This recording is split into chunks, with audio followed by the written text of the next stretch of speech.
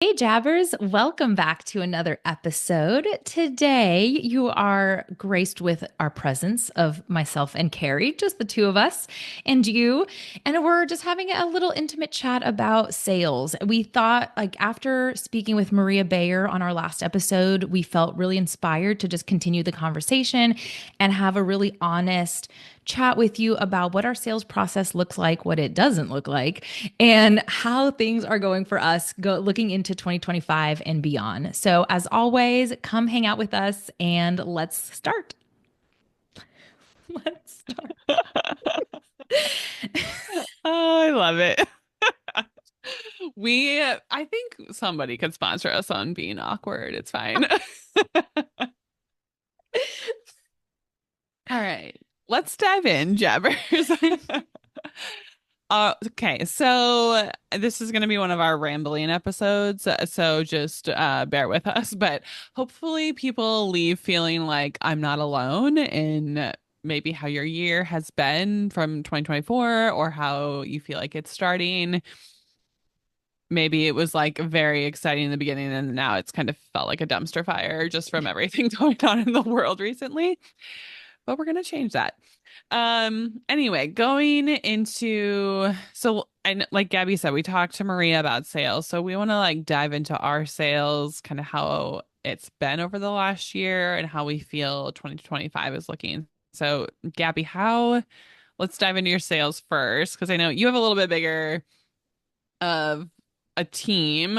I'm literally solo right now. But yeah, share how 2024 went for you and what this year is looking like. Well, 2024 on paper looked good. Well, no, that's not true. I was going to say, like, that's not the expression. 2024 on my like calendar of events looked good, but on paper on my P&L, it was a dumpster fire. So expenses were extremely high. This is actually something that I really talk about on my YouTube channel for anybody who follows me over there. I have a membership where I have a video for those in my membership on YouTube where I am doing a screen share of my 2024 P&L, and we are going line by line together and Oh, analyzing dang. analyzing what my numbers are. Um, and really identifying where there are problems, And so we identified something, um, just a big high number in the payroll section that we are just kind of had to reorganize at the end of 2024. So looking into 2025, it's funny, we actually had a good number. We were ending 2024 with a handful of weddings already booked for 2025, which was great. And that engagement season, like now we're already towards the end of January, but that engagement season time from Thanksgiving, it will go all the way to Valentine's Day. But already that's been pretty good to us. We got a few more in there. We got some corporate, which I already always love sprinkling in. Um, our We have a team in Maine, and that one is a little bit less busy than it was in 2024. So it's just interesting to see where the trends are in what cities. But on the calendar, I feel good for 2025. I personally only usually want to take 10. I took 12. Okay. But but now I'm done. That's it. No Yeah. more We'll passing the we'll rest. check back in a Yes. couple of weeks. Yes, please check back in. Um but yeah, we were kind of talking before the episode of like what are our goals? What should our goals be for how many events we take, especially as the business owner? And I feel like every year when I'm listening to other planners talk, it's like, oh, just do your top five. And I'm like, oh, that's so scary. Only five, but that's really if you have a team or if you're Mm. probably charging enough that you're making your salary plus your expenses with Yeah. a single person. Is that kind of how it worked for you in the past years? Yeah, I mean, it's hard because, well, for a while, like post-COVID, I had someone on my team and we really were just trying to get through like the crazy amount of weddings that we had, whether it was double booked weekends, weddings on the same day. We were like splitting up time. And she had definitely led some weddings of her own. Um, I was still doing all the sales for all of the clients. I didn't feel confident to let that out of my hands. I felt like as the business owner, I needed to do it because people were booking with me. Um, and so some of those she would just like start taking over once they were booked. And then most of the other ones was like she was helping, assisting me plan like full planning clients and being very involved in that process and just kind of taking off some of the planning from my table. But then she left and then everything kind of went back to me and it was a lot again. Like I definitely felt overwhelmed. Um, and then of course last year I had 8 weddings and it was still a lot for me. Most of them were partial and full planning packages, but also being pregnant, it was Mhm. just like there was a couple months where like I really couldn't work because I was so nauseous and stuff. And so I felt grateful to have just those 8 weddings. Um, and then I have not booked a lot for this year. And um I attribute a lot of that probably to the last 4 months of 2024. I really wasn't working on the business, like marketing and things like that. I was really trying to survive having a newborn Fair. and finishing out my clients that I had for the year. Because after I gave birth, I still had uh 3 or 4 weddings on the Oh, books. wow. Maybe I think 4 weddings. And so I was still actively finishing things for those clients to make sure like another planner had everything she needed to do the wedding day. And I was really trying to just like finish the planning because I was spending so much money already paying out those Yeah. people that I was like, all right, I'm just gonna like try and do as much as I can so I don't have to pay them even more money. Yes. Because when I booked those clients, I didn't factor in the cost of paying out other people because I wasn't pregnant. And so I just never thought about like, I'm gonna have to spend extra money to pay out someone to lead these weddings. And do Um, you present them? Because I'm guessing they're contractors for you because they're an outside mhm, planning company, right? mhm. So they set their day rate, their flat rate, or are they doing hourly and you kind of have to say yes, or is there room for negotiation? Um, I one of them was sort of like a flat, well, no, she was hourly. I guess both were hourly.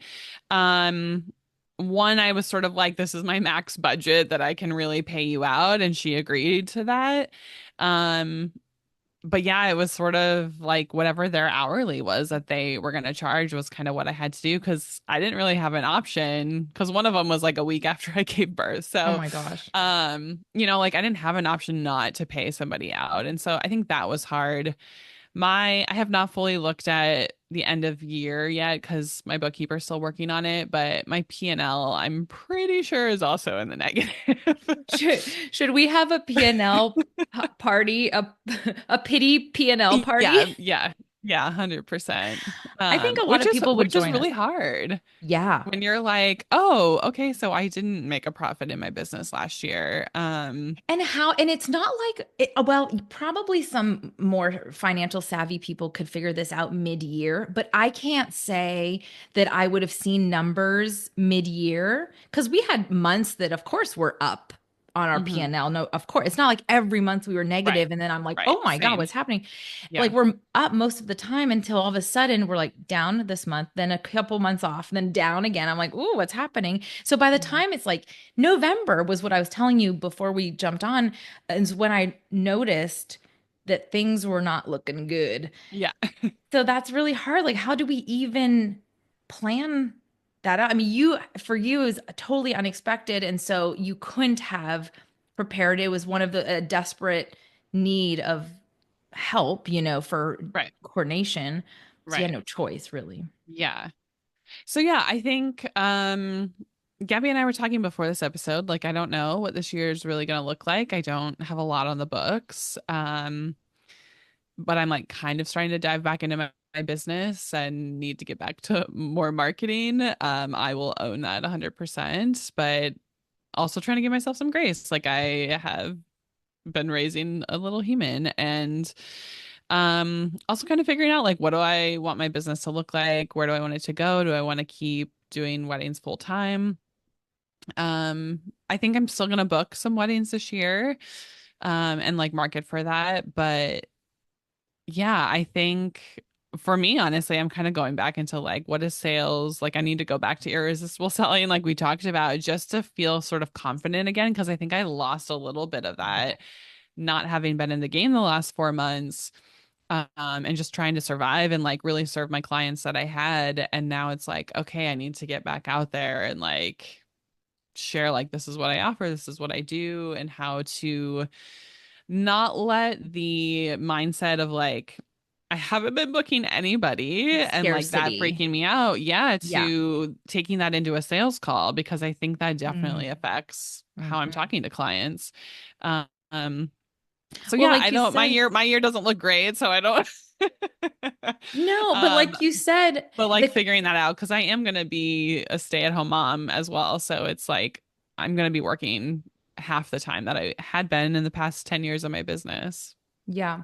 Yeah. And I think, no, but really what you said that was so important is the confidence piece. And that's why, if you guys listen to our episode with Maria Bear, this last episode, Kari and I both say we've had this course for a long time, but we go through it every year because we're not learning anything new every time we go through it, but we're resetting our mindsets and our confidence boost. And we're like, oh, yeah, when every time I implement this, or I think this way, or I change my wording so that it comes out this way instead of that way, I do see an increase in sales. And I think we can both agree that that is true. We've seen that happen Hmm. over and over for ourselves where we've implemented bits and pieces of this, changed our wording, put a little more pressure on perhaps when we talk about a proposal and getting being a little less flexible on them coming back 3 months later Yeah. saying now they're interested, Yeah. um and really getting those closing those sales, you know? Yeah. Because I can think to myself, like, when I've been super busy in my business and I'm really confident going into a sales call, I honestly had the sales call. I'm like, perfect, nailed it, like, send the proposal. And then I honestly, like, don't think about it again Yeah. until I hear back from them. And I think that's like, for me, I think it's such a good way to go about it because I'm not sitting there stewing on, like, have they emailed? Have they emailed? Have they emailed? And that I think leads to just feeling like desperation that I need these people, and I honestly, I know 100% like my mindset is great when I am busy and I'm just like, I feel like I book clients consistently because I go into those calls very confidently Yes. and I'm like, look, you need me, not I need you. Yes. Yes. And it really does make a difference. And so I know I got to get out of the funk of like, I feel the other way now. Like I'm feeling like, please book me. Yeah. And And I we think do that that probably every comes year. across. Yeah. Yeah, we have moments, even if it's little blips from weeks, off weeks, where we're doing Hmm. sales and we're like, you know. I was going to mention a funny story that just happened to me recently about sales. So, okay, literally, this happened last week. So, I get an inquiry that sounds very much aligned with me. It's a queer couple, they're getting married in Tennessee. And I get on the phone with them and we like totally connect. We're hitting it off. And one of the brides says, um, we're Catholic queer. And I'm like, oh, that is I mean, that is very rare. And I Yeah. was like, how does that work for you? And they said, well, we can't. There are certain parts, of course, of the Catholic Church that we don't relate to, but there are parts that we really love, and we want our ceremony. It cannot be from a priest, a Catholic priest. They won't do it, but we Right. want someone to bring in some of those traditions that we love. And I'm like, great. And so leave the call. I'm like, this is a no brainer. I'm confident. I send the proposal, full service planning. I'm like, nailed it.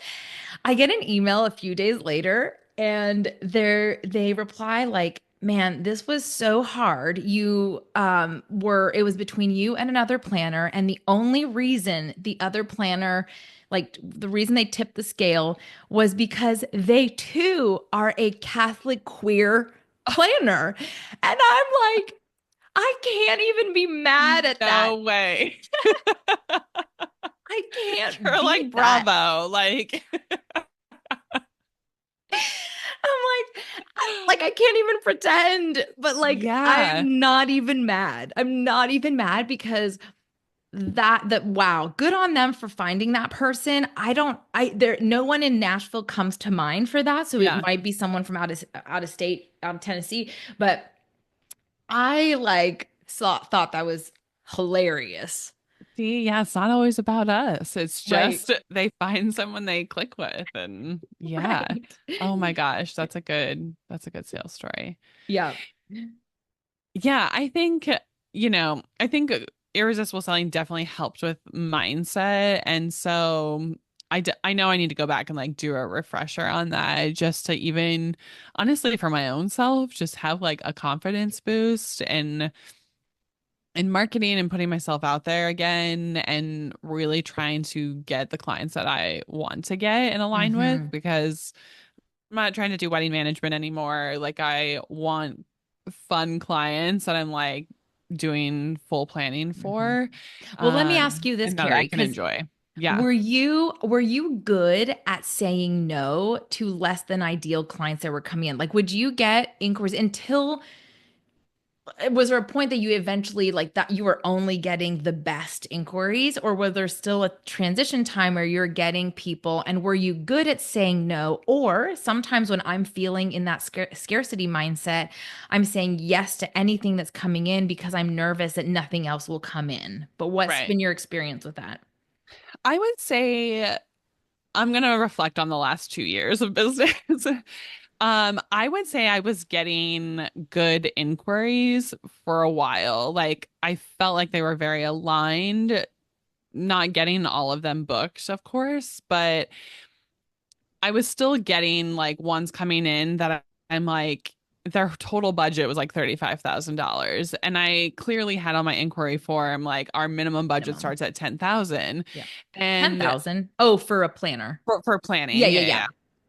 And yeah, not the wedding. I'm like, You're like, what are you doing? No, for myself. And you're like, sorry, you're too rich. I yeah, can't take you. our max budget is 10,000. Yeah. Um, and I was still getting people that I was like, they're still inquiring with me, and I don't know why, unless they're just lying about their overall budget or don't understand the question. Um, but for a long time, I was actually feeling like any call that I would take, like if I would email them and they set up a call, I would take it because I Mm, kind of went in with the mindset of like, maybe they don't really know a budget. Maybe it's actually way better than we think. Like, let's just mhm, have the initial consult. It's a 20-30 minute call, and like feel it out. And I think some of those that I was like, oh, this does not feel like a good client. There were some that I would definitely turn away, and then others I would still send the proposal. I know, not a great idea, but it was like we would just sort of like leave each other. It was right. like they were like, no, too expensive. And we would just sort of part ways. And I felt good about that. I Yeah. felt like the universe was really like, okay, this wasn't meant to be. And then I would walk away and like leave the door open for something else. So I did feel really good for a while that I was getting solid inquiries. And then the people that were coming in, just we were like, okay, like good luck finding a planner that fits you best. Yeah. So yeah. Yeah. I think that is important. I think it's a very scary thing to do. Like, especially if someone's listening right now that is brand new and you like only got your first five clients, you're like taking them all. And I guess maybe when you're starting out that early on, yes, take them Yeah. all because you need to learn. You need to learn and you need to learn what you want and don't want out of a client. But when it's like a slow year, it does feel like we're more desperate. We're more Hmm. anxious to take anything that comes to us. But we've also it's been proven to us that when we do take things that are not aligned, they're usually always a bigger headache, or there's some animosity there between planner and client where we're like, we're just not vibing and we knew better. Would you Yeah. say that's happened? Oh, for sure. I was just thinking, yeah, every client that has, I think I mentioned this in our episode last week, but every client that has come back immediately and is like, love it, let's book, we have had the best relationship. And we leave the whole experience where they're just like, oh my God, you're like, we're friends, you know? Yeah. And they're just like, oh my God, this was amazing.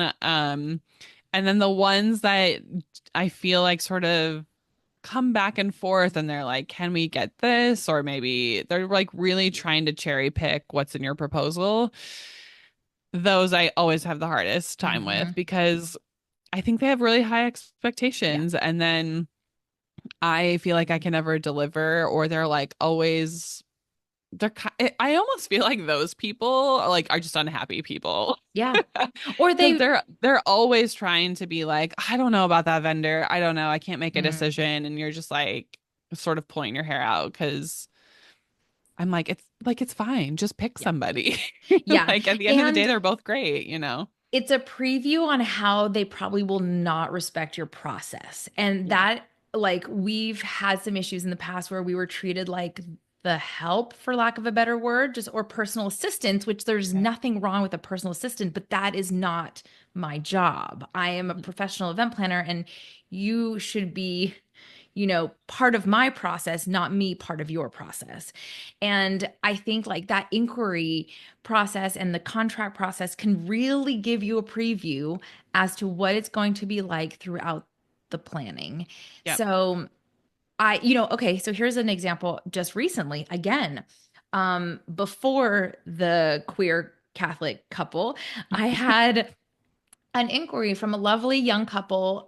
They were going to get married in Vermont at their home, and they had it has like a barn on site that they do events there already, but they own the place. And she reached out. It's going to be a multi-day wedding, lots of events each day.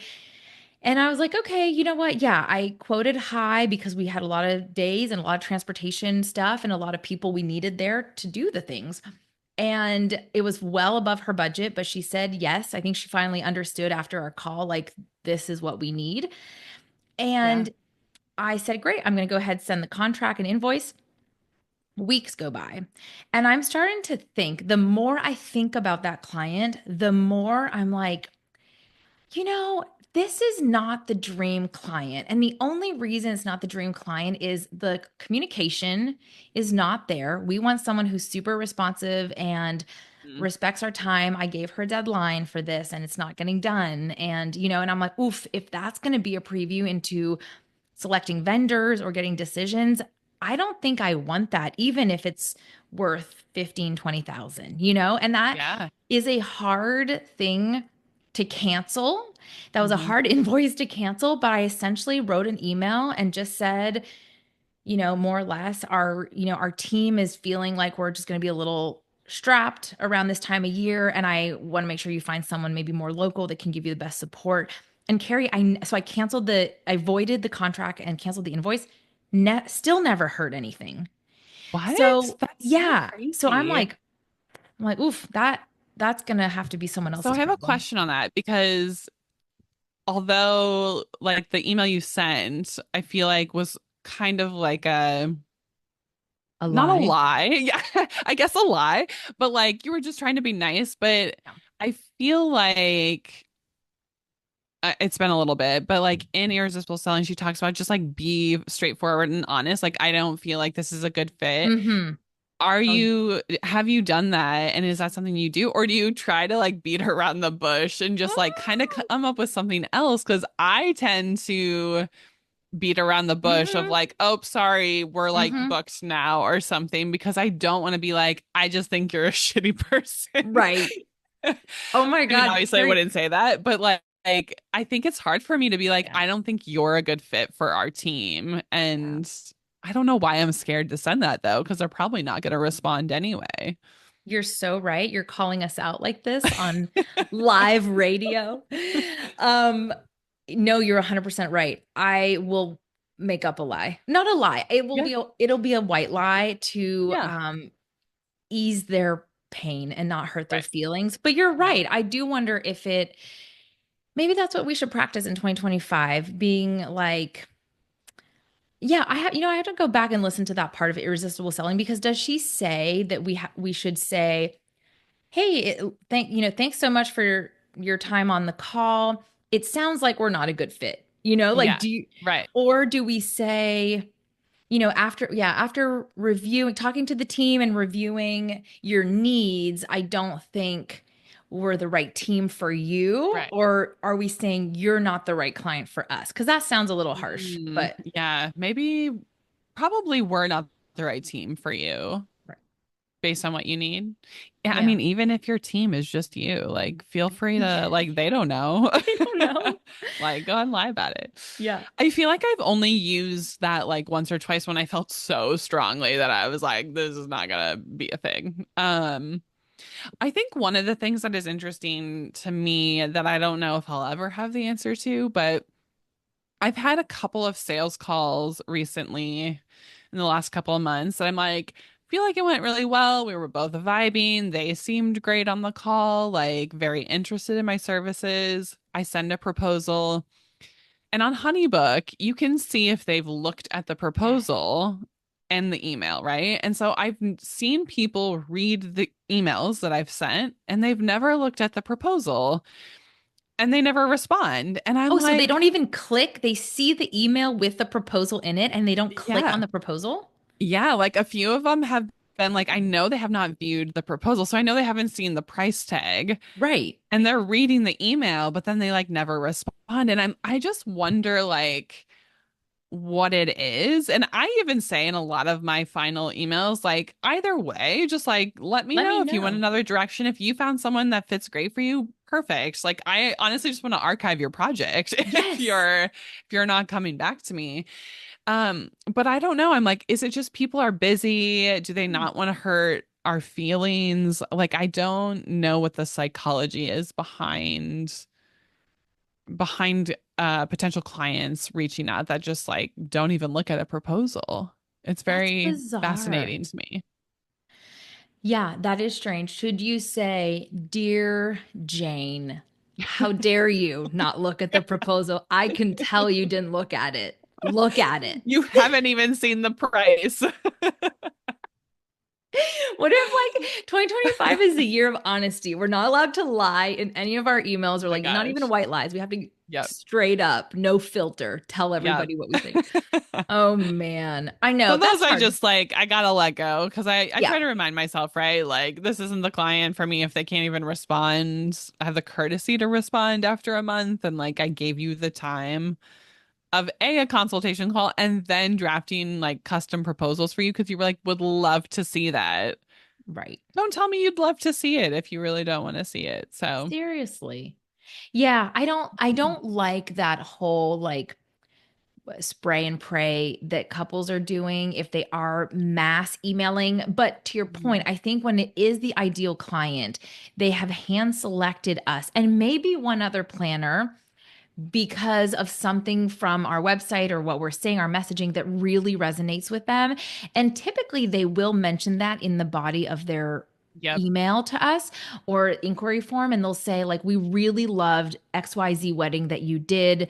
That's our dream, blah, blah, blah. Or we love the fact that you said XYZ on your about page. Like they will mention it. And I think you Hmm. can really see the inquiries that come in and are like, "Hi, I would love to know your pricing."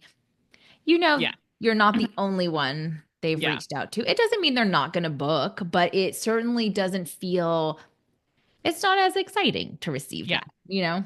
I mean, and yeah, I feel like nothing's worse when you're on a call and they're like, well, we are talking to a few other planners, and you're like, dang it. But I think, even in those situations, it's like doing your best, being yourself, talking about your services and what you can offer and why you're the best option. And, if it works, it works. If not, then again, I think it's like they're not the client for you. Because I Exactly. think that client that you were talking about that you told the little white lie to, Yeah. um, maybe it's like even if your team isn't strapped that weekend, right? Because you're just like, we don't want to work with you. I think it leaves the door open for another client to come in. And sometimes you don't always fill up that weekend or that time frame, but sometimes I even think to myself, oh, like maybe I booked a client that was like a month later or a few weeks later, but Mhm. it's consuming a lot of my time Yes. and I wouldn't have had the bandwidth to take on that other client. So there's So always a true. positive if you can let go of not everyone's out to get us because they don't want to book with us. It's just like they found someone that vibed with them and like good for them. Yeah. And I really honestly would rather that. I want them to Yeah. find the perfect planner, and any Mhm. vendor category. I think that's so, so important. Yep. Well, this was a fun chat. And I mean, Yeah. but I think our most honest conversations, Carrie, come out in when we Mhm. have no script or agenda and we just kind of have an overall topic that we can chat about. And I'm Yeah. curious if our jabbers feel the same. If you guys like these kinds of like honest, raw conversations with a little bit of honesty. But this is a safe space, guys. You can't share anything that we talked about in this Right. episode with anybody else, okay? This is a You safe can space. tell people to go listen to it. And you can go look at Gabby's P&L on YouTube, apparently. If you pay my membership fee. There you go. Guys, Pay. Yes. I have one member. One. I But love it. we love her. That's So. great. Oh. I mean, this is a whole other topic, but I have been like, how else can I feel like sometimes just getting off of Instagram and I feel like that's like a fun, like a great way to like get out your knowledge and education Hmm. people. Yeah. You mean YouTube? Yeah. Yes. It's Yeah. very fun. It's a very positive space in my opinion, and they compensate well for creators that really Yeah. want to put their time and effort, and they have YouTube shorts which are like Oh. reels. So you Yeah. can still do that kind of fun content creation if you want. And it's funny. I post weekly long form videos, and I won't make this about YouTube, but I want to just mention the community because I only maybe get 20 to 50 views per video, and that's the nature. And some videos, I don't know, I'll hit a good keyword or the topic will be good and I'll get like 70,000 views. But for the most part, let's be real, it's like Yeah. 33 on average.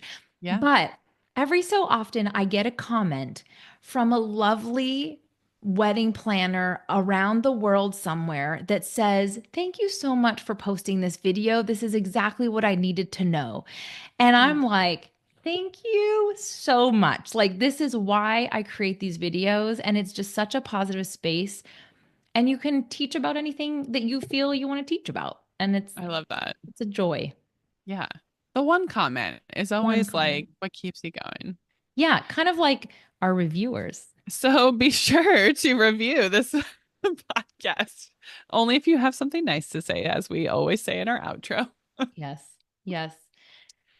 Well, Jabbers, hopefully this made sense to you and you got some wisdom out of this episode. But like Gabby said, we love to just kind of be open and honest and share our thoughts and feelings. So we'll be back in 2 weeks and not sure what we're going to be talking about yet. But yeah, we have some good episodes coming up this year. So thanks as always for being here. Bye. It's your signature sign off.